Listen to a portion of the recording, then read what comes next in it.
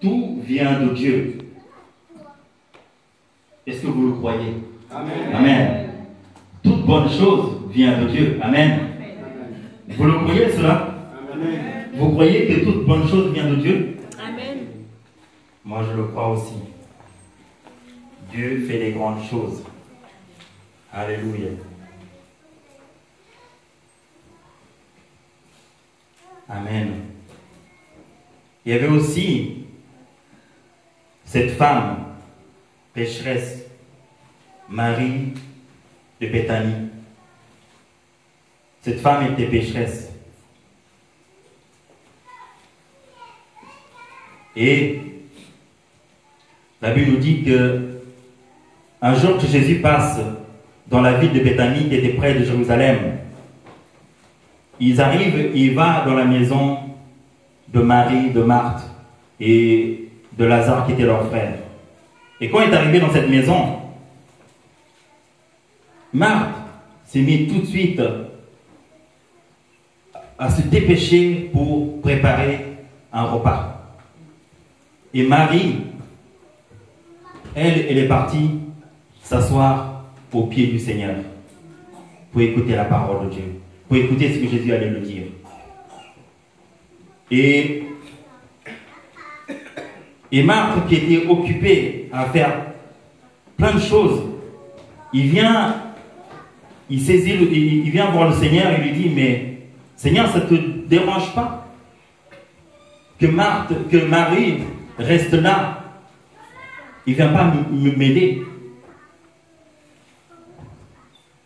Et Jésus lui répond, il lui dit, Marie a choisi la bonne part. Marie a choisi la bonne part. Amen. La bonne part qui ne lui sera point ôtée. Amen. Amen. La bonne part, c'est la parole de Dieu. La bonne part, c'est les études bibliques. Amen. Amen. La bonne part, c'est les enseignements du dimanche. Amen. La bonne part, Amen. c'est les dévotions personnelles. Amen, c'est vrai. La bonne part, c'est quand je me retire, j'arrête tout. Je vais au pied du Seigneur. Amen. Alléluia. Je prends ce temps-là Amen. pour parler au Seigneur, pour écouter ce que le Seigneur a nous dit. Alléluia. Dieu veut faire cela dans nos vies. Amen. Que nous soyons assidus pour écouter la parole de Dieu. Amen.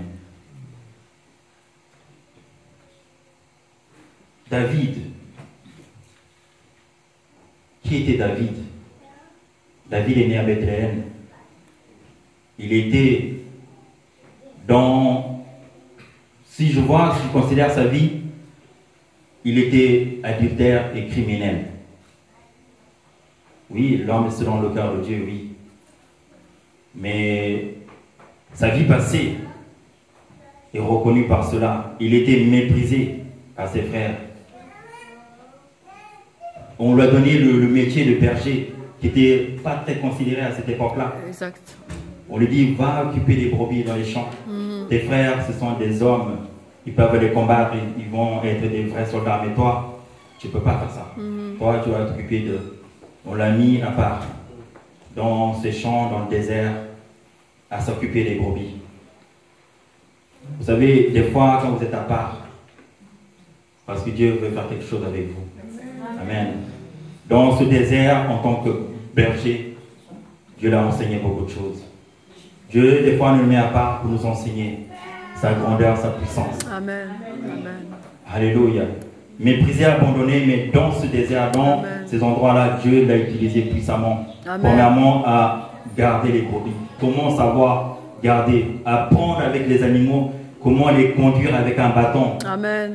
Toi, ton bâton et ta roulette me conduisent. Amen. Alléluia. Donc, Amen. il a appris avec ce bâton-là que Dieu lui a donné à Amen. conduire les brebis. Et à partir de là, Dieu lui a donné la sagesse et l'intelligence même de tuer un lion. Oui. Amen. Quelque chose qui est fort. Un lion, il est fort et puissant, mais Dieu a donné la sagesse de tuer un lion. Amen. Lion, c'est à peu près cette taille-là. Un peu plus loin, Dieu l'a mené encore plus loin. Il a tué un ours. Amen. Qui faisait Amen. peut-être, je ne sais pas, 2 mètres à 3 mètres. C'est quelque chose de plus grand. Et Dieu n'arrête pas avec lui. Dieu l'a emmené à tuer le géant Goliath. Alléluia. Donc, Alléluia. dans ce désert-là, Dieu a travaillé son cœur, Amen. aller d'une étape à une autre, Amen. d'une dimension à une autre. Amen. Parce que Dieu est puissant. Amen. Dieu Amen. est puissant. Amen. Alléluia.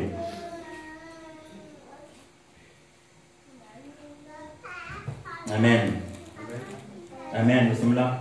Amen. Amen. Amen. Le Amen. Seigneur est bon. Comme je disais tout à l'heure, Dieu fait les grandes choses. Dieu est le Dieu de la moisson. Amen. Dieu est le Dieu qui a fait sortir son peuple de l'Égypte, les a conduits dans la terre promise. Amen. Dieu est celui qui donne la semence. Il donne la pluie. Amen. Il dit à l'homme, il donne la semence, il dit à l'homme, sème. Il envoie la pluie. La moisson, pour lui, ses fruits. Il dit à l'homme d'aller récolter. Amen. Nous savons ce Dieu-là. Amen. Et pourquoi je vous dis ça? C'est pour vous ramener un petit peu à Jérusalem. Alléluia. À Jérusalem. À Jérusalem, il y a tout a commencé quelque part à Jérusalem. Et les Juifs avaient le coutume, la tradition de chaque année de monter à Jérusalem pour fêter la fête de la moisson, pour fêter la Pâque, leur sortie de l'Égypte. Chaque année, ils allaient là-bas. Mais cette année-là, ça n'allait pas être comme toutes les années. Parce qu'en même temps, Jésus a dit aux disciples aussi d'aller à Jérusalem. Amen. Il y avait, pendant que festivaient dans la ville la fête de la moisson, leur sortie d'Égypte, de l'autre côté, il y avait un groupe qui se préparait à recevoir quelque chose du Seigneur, la promesse. Amen. Amen. Eux, ils étaient là, et pourtant ils auraient pu faire la même chose, mais ils ont choisi la bonne part. Amen. Ils ont décidé d'obéir au Seigneur. Ils ont dit, non, nous on va dans la chambre haute. Amen. Nous, on va là, on va prier, on va intercéder, on va prier, on va attendre ce que le Père a promis. Deux choses s'est produites en même moment. Amen. Et pendant qu'ils faisaient la fête, les 120, ils étaient dans la chambre haute en train de prier, d'adorer. Ils ont choisi la meilleure part. Et la Bible nous dit dans Acte 2, verset 2, tout à coup, il vint du ciel un bruit comme celui d'un vent impétueux. Amen. Et toute la maison, ils étaient assis, fut remplie. Amen, la maison. Et des lampes semblables à des lampes de feu leur apparurent et se posèrent sur chacun d'eux. Et ils furent tous remplis du Saint-Esprit et s'y mirent à parler dans d'autres langues selon que l'Esprit leur donnait de s'exprimer. Alléluia. Tout à coup, il vint un bruit du ciel, comme celui d'un vent impétueux. Et toute la maison où ils étaient assis fut remplie. Amen. Et des lampes furent séparées les unes des autres et se posèrent sur chacun d'eux et furent tous remplis du Saint-Esprit et s'y mirent à parler dans d'autres langues selon que l'Esprit leur donnait de s'exprimer. Alléluia. Nous avons une langue céleste. Amen. Dieu nous a visités, peut-être pas tous encore, mais que le Seigneur vous visite ce matin par sa puissance. Amen. Le Saint-Esprit viendra sur vous et vous serez mes témoins à Jérusalem, dans la Judée, jusqu'aux extrémités de la terre. Amen. Le don le plus précieux de Dieu, c'est le Saint-Esprit en nous. Comme j'ai dit tout à l'heure, c'est quelque chose de permanent. Amen. C'est quelque chose qui nous accompagne. Amen. C'est quelque chose qui est donné pour l'éternité. Ça, c'est donné pour l'éternité. On doit avoir ce désir. Seigneur, je veux ton esprit. Amen. Seigneur, je veux le Saint-Esprit. David pouvait dire, Seigneur, donne-moi un esprit nouveau. Amen. Amen. Renouvelle mon esprit. Amen. Amen.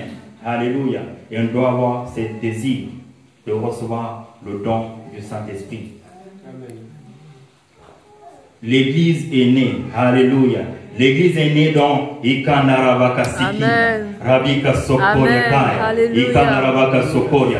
L'église est née dans une parole Amen. inconnue. Amen. L'église est née dans une Alléluia. parole, dans une langue céleste. Il y avait Amen. quelque chose qui était comme une fleuve qui sortait d'eux. Amen. Alléluia. C'est là l'église est née. Le jour de la Pentecôte. Amen. Amen. Je vous encourage. Amen. À parler en langue. Pourquoi parler en langue? Parce qu'en fait, vous disposez votre esprit Amen. à être conduit dans le Saint-Esprit. Amen. Parce que prier dans l'âme, prier dans la chair, c'est un limite parce C'est qu'on pense limité. qu'on Oui, dit. oui. La chair, c'est même pas la peine parce que c'est contraire à celle de l'esprit. Nous Oui. ne l'entendons même pas. Amen. Mais quand on prie dans l'âme, on prie dans l'intelligence. Alléluia. On prie avec notre sagesse. Yes. Seigneur, si Alléluia. je sais que la parole de Dieu dit, mais quand je dis Rikandarabika Sokoria, Alléluia, le Saint-Esprit prend le contrôle de ma langue et Amen. m'emmène dans la dimension il veut m'emmener pour choisir la meilleure, Amen. la meilleure part. Amen. Alléluia. Donc, on doit avoir ce désir. Amen. Amen. David pouvait dire je désire ardemment. Amen. Amen. Alléluia. Parce qu'il y a quelque chose qui se produit au-dedans. Amen. Donc on doit parler en langue. Amen. Laissez le flot du Saint-Esprit vous conduire. Arrêtez de limiter Dieu. Amen. Laissez le Saint-Esprit prendre le contrôle. Amen. Alléluia. Parlez en langue. Chez vous, dans la voiture. Exercez cette langue-là. Moi, je veux parler en langue tout le temps. Amen. Amen. Que je parle fort ou que je parle doucement, mais je veux parler en langue. Amen. Alléluia. Parce que je veux être conduit par l'Esprit de Dieu. Amen. Et on doit être l'église de la Pentecôte. Amen. L'église de la Pentecôte. Amen. Alléluia. Et Dieu les a remplis de Saint-Esprit pendant que les autres faisaient la fête de l'autre côté pour un but. Parce qu'il y avait quelque chose qui allait être renouvelé. C'est une nouvelle alliance qui allait venir. C'est une dispensation que Dieu allait établir le jour de la Pentecôte. C'est quelque chose que Dieu avait préparé d'avance. Et c'est arrivé à ce moment-là. Ils étaient dans la loi, la tradition des hommes. La loi de Moïse.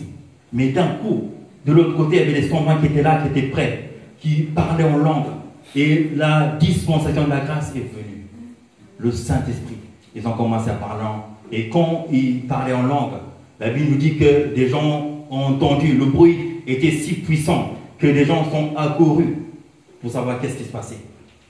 Qu'est-ce qui se passe dans cette pièce-là? Qu'est-ce qui se passe dans ce tournement haute? Et les ont entendus parler dans leur propre langue, les mystères de Dieu. Et ils se sont pas arrêtés là juste à parler en langue, mais ils se sont levés. Amen. Ils se sont adressés à eux. Amen. Ils avaient un message de foi. Amen. Une foi authentique Amen. de la résurrection Amen. du Seigneur. Alléluia. Ils avaient un message d'espoir que la loi, personne ne peut accomplir. Comme les pharisiens qui étaient hypocrites, d'apparence pieuse, mais à l'intérieur vide. Il a dit non, il y a un espoir pour la Alléluia. lumière en Jésus-Christ. Alléluia. Il y a aussi un message d'amour, que Dieu a tant aimé le monde jusqu'à donner sa vie sur la croix, Jésus-Christ mort, ressuscité le troisième jour. L'amour de Dieu était manifesté. Alléluia. C'est ça le message d'espoir. Le message de l'espoir, c'était la foi que Jésus-Christ, c'était Dieu manifesté en chair. Amen. Alléluia. Notre foi doit être plus que jamais que Dieu s'est fait homme. Alléluia. Pour mourir sur une croix pour nos péchés. Amen. Ça, on ne doit pas douter de cela.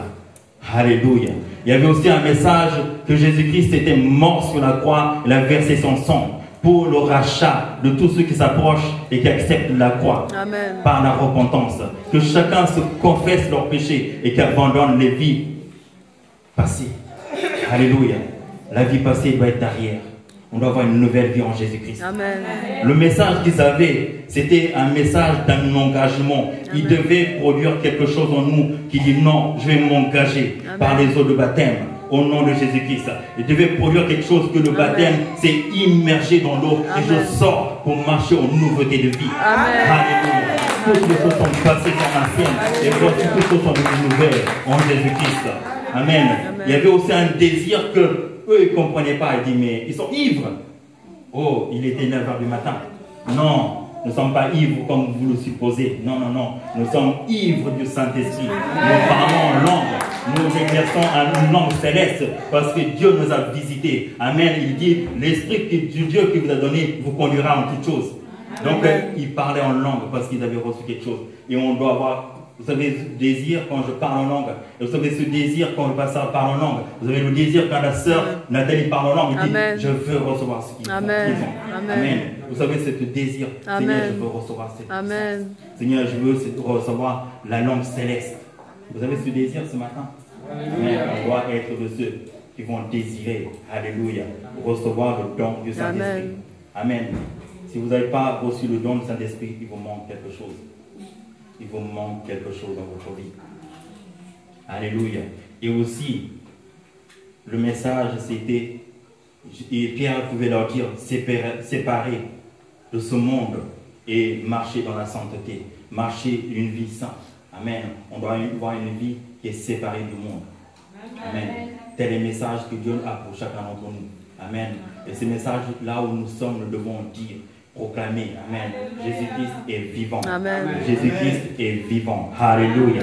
Jésus-Christ est vivant. Et ce jour-là, la Bible nous dit que 3000 âmes se sont converties. Amen. Amen. Alléluia. 3000 personnes se sont données à Jésus-Christ. Le bruit était si fort, si grand, que même les religieux ont entendu ce qui se passait. Wow. Même le souverain Sanhédrin avait entendu, les religieux, les chefs, Paul de Tarse, ceux qui vivaient dans les traditions, les coutumes.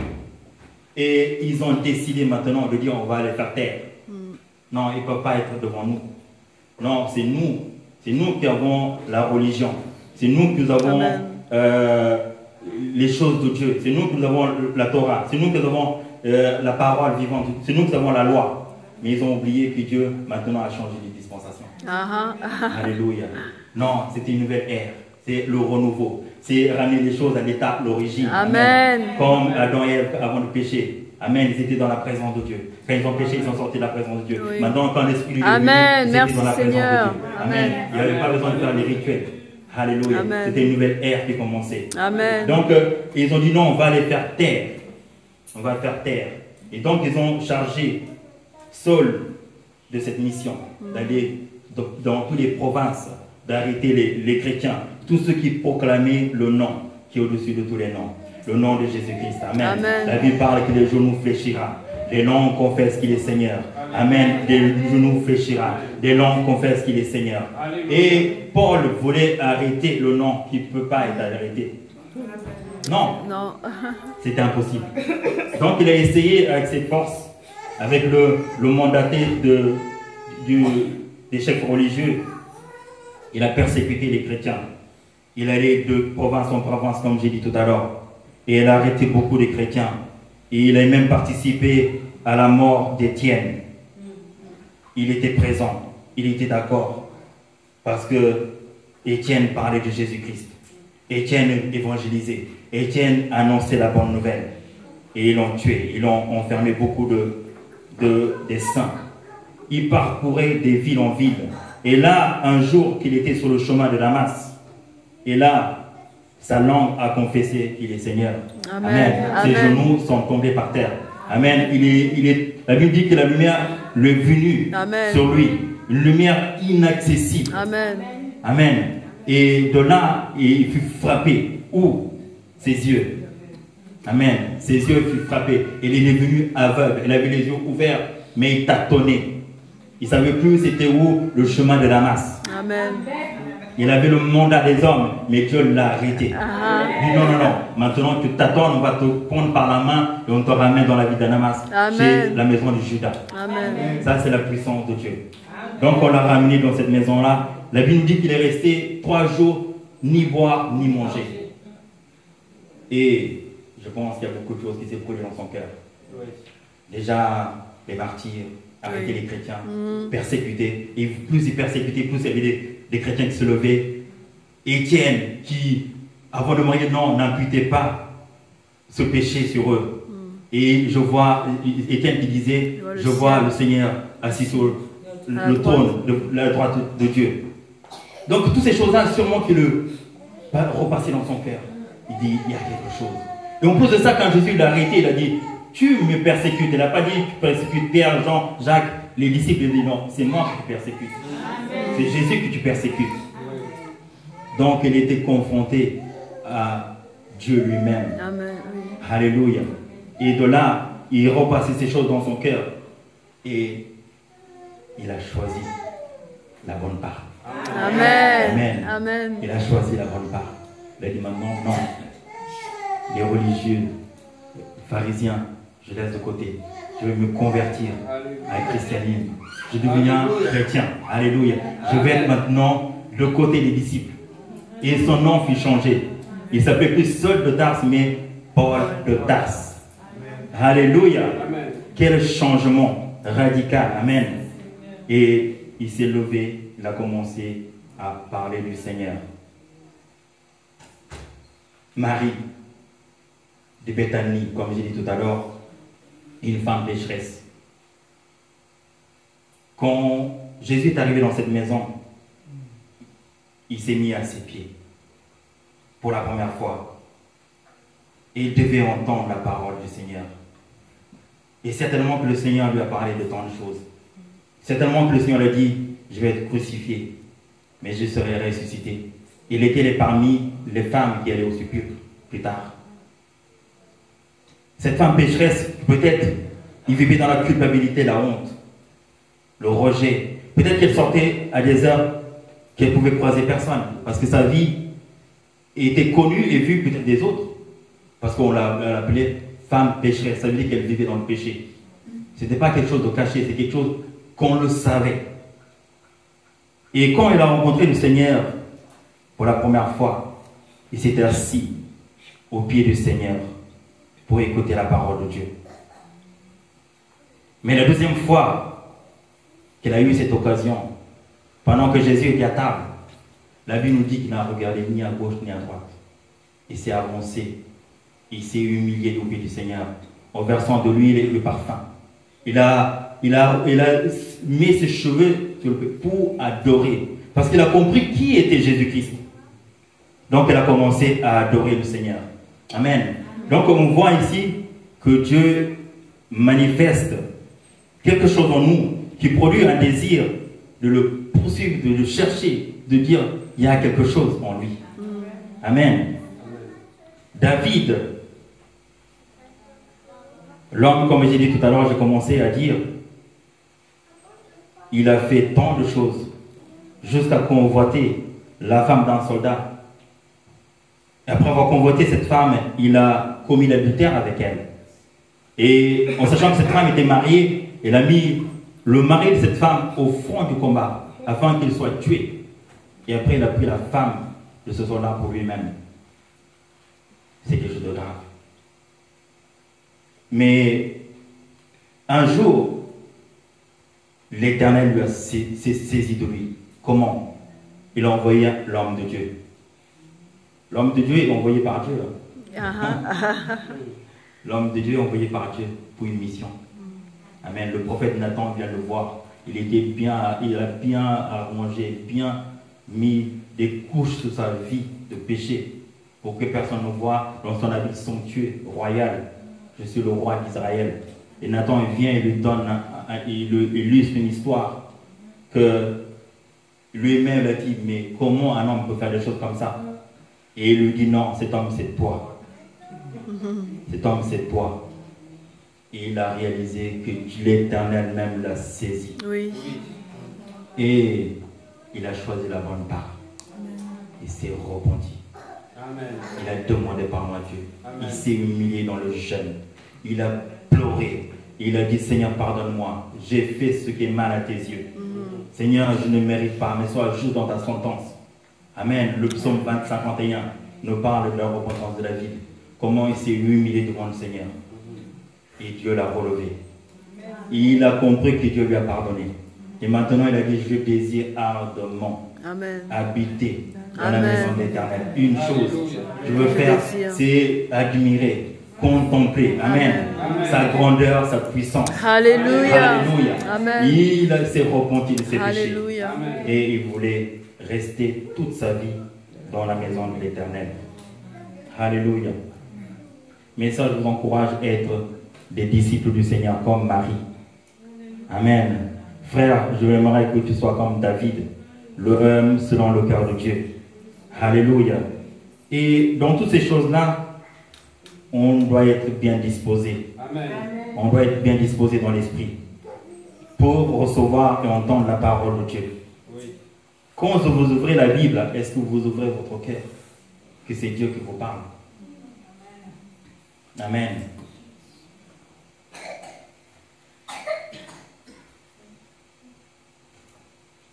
Marie a choisi la bonne part. Comment elle a choisi la bonne part? Elle a choisi quelque chose qui ne lui soit point ôté. Alléluia. La Bible nous dit que le royaume de Dieu n'est pas le manger et le boire.